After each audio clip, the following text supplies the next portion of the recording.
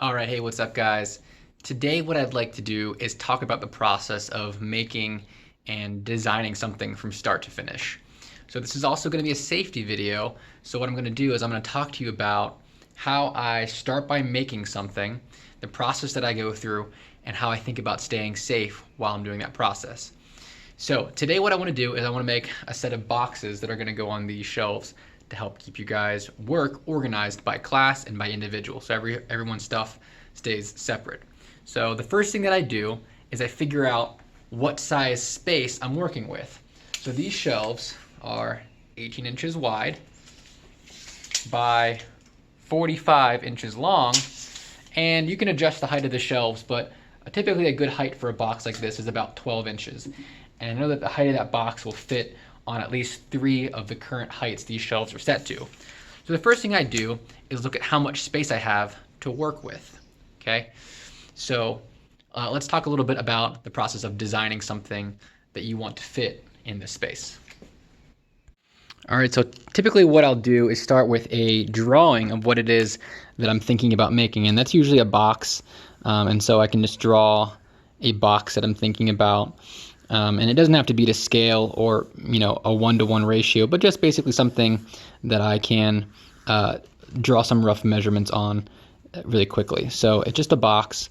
I like these to have handles as well, and I'll figure out where those need to go later on in the build. But like I said, I want these boxes to be specially designed to have dividers in the middle that I can slide in between things. And I'm thinking about maybe 9 or 10 dividers for that space. So like I said, I want about 4 boxes total, and if the total width of my shelf is about 45 inches, I'm thinking 20 is a good number for length. So 20 inches this direction right here, and here are some other numbers about material thickness that also come into my cut list, which we'll talk about later. I want it to be about 12 inches high this direction. And I have 18 inches to play around with this direction, but I think 16 inches is good just to stay safe. It'll give the box a little bit of edge between the box itself and the edge of the shelf so it doesn't fall over. So like I said, I'll do a little drawing like this to help my brain think about what size box I want to make. Then what I'll do is I'll take the material that I'm working with and I'll roughly draw that out. So I'm working today with a sheet of plywood, and I know that plywood is 96 inches long, or 8 feet by 4 feet, or 48 inches long. So then I'll take those dimensions that I drew up in this sketch and I'll plot them out to see if I can get all of the material that I want out of one box. So I try to draw an 8 by 4 inch rectangle so that I can make marks that are somewhat more to scale. So right here, these lines are 1 inch apart, and they will divide that sheet of plywood into 8 equal parts. Now, I know it's been a while since we talked about math, but this is really a super important step that helps save a lot of time in the long run. If you know what dimensions you're working with and what size, what length, what height, what thickness, it really just saves a lot of material and a lot of time, like I said, in the long run. So there I have my 8-inch grid, and it's divided into those pieces. Each bar represents 12 inches or 1 foot. 1, 2, 3, 4, 5, 6, 7, 8. Okay, now remember I said I needed 12-inch high panels. So these side pieces will be about 20 inches long by 12 inches high, this rectangle. So I can say, well, I can get one side out of here, and this will be 20 inches. And then this one right here will be about 20 inches. And so there are my 2 sides out of one strip.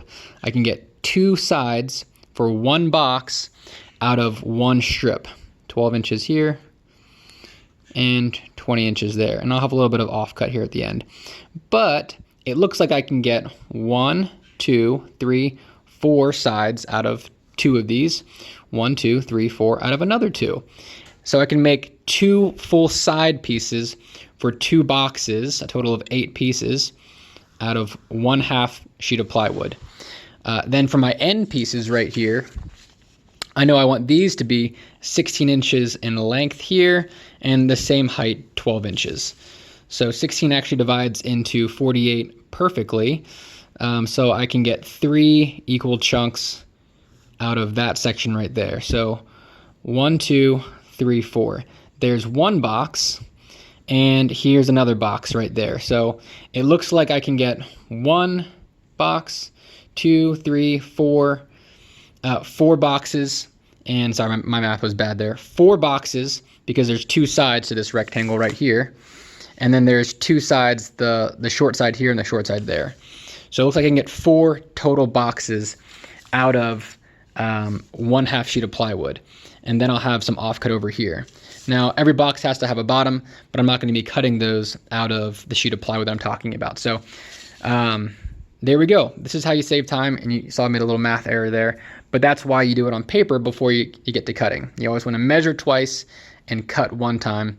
That way you don't waste your time and you don't waste your material. So let me show you guys how I would take this drawing and roughly cut my material to length so that I can use it on another tool safely.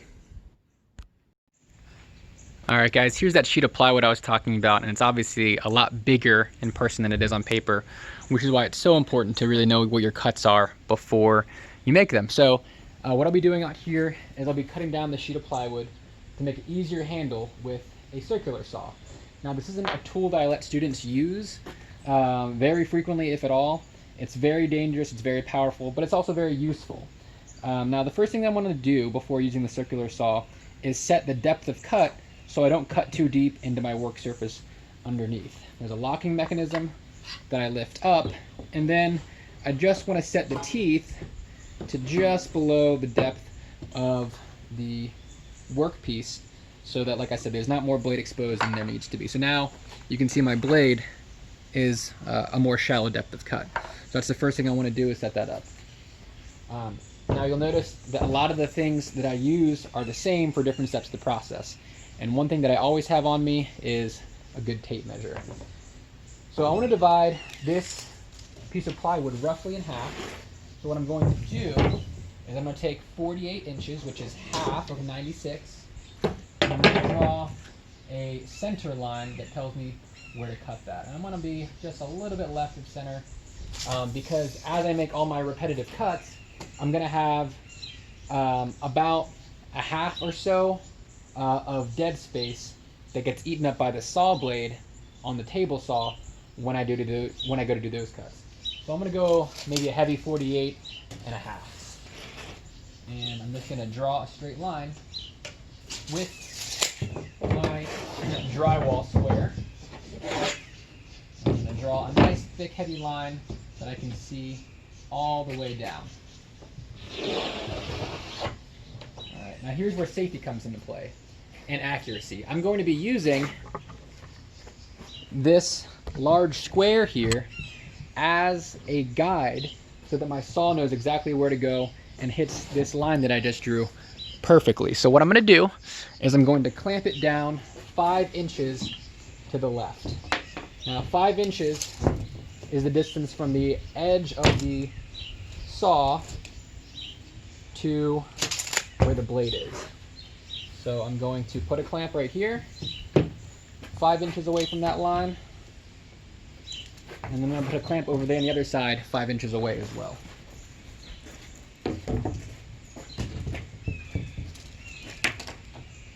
Okay, looks good, nice and straight, nice and square. Okay, and I'm going to go ahead and use this edge here as a guide for my cut. Now I always want to keep my hands clear of the blade, never want to have it on my cut line, never want to have it in front of the saw. I'm just going to support this cut over here with my left hand while my right hand makes the cut.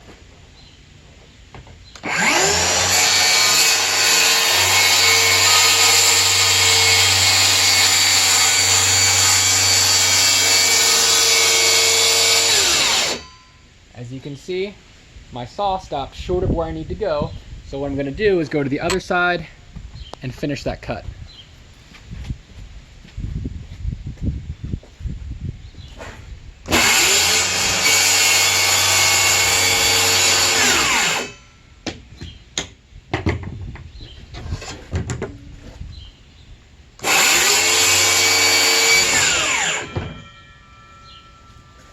Now, there are different versions of a circular saw, but one way I think about safety is I choose tools that, if they come in a battery version without a cord, I go for the cordless version every time. It's one less thing you can trip over, one less thing you can get damaged, one less thing you have to worry about. This also makes it much more portable. You can take this saw anywhere with you, wherever you need to go. So there's our 2 halves of a piece of plywood. This one right here is about, like I said, 48.5 inches, which means this one right here will be just under 48 inches, but that's okay. We'll get other pieces out of there that we need. This one is 47.5, so extra ½ inch here where we need it. And now this is safer and easier to use over on the table saw, which is our next operation. All right, you might notice it's a little bit louder, maybe a little harder to hear me in this next shot, and that's because I have on the dust collection, which is a series of hoses and pipes and different connections that suck dust out of the shop. Now fortunately we'll be wearing masks. I'll be wearing a mask. I almost always wear a dust mask, even when I'm using this machine, to prevent my face from eating all that sawdust. So that's why it's a little bit louder in here. Now what I'm going to do is I'm going to set the distance between this fence and the blade to 12 inches to get my 4 equal strips of wood right here. Then what I'm going to do is I'm going to turn the machine on, and I'm going to very carefully rip the piece of wood down, keeping my hands away from the blade, and I'll use a special tool called a push stick to help me to do that. I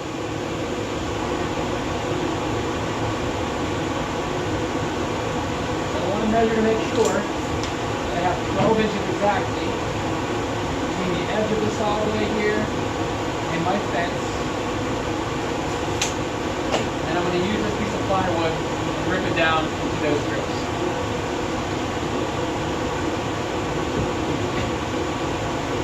See that this piece is large and a little bit hard to use, but it's a lot easier than breaking down an 8-foot piece.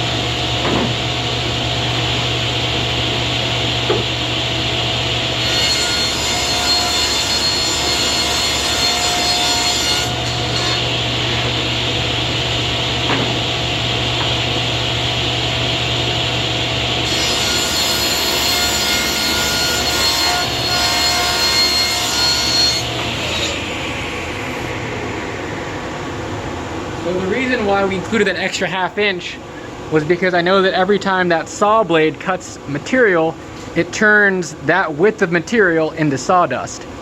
And I wanted to account for that cutting so that I ended up with 4 equal 12-inch pieces.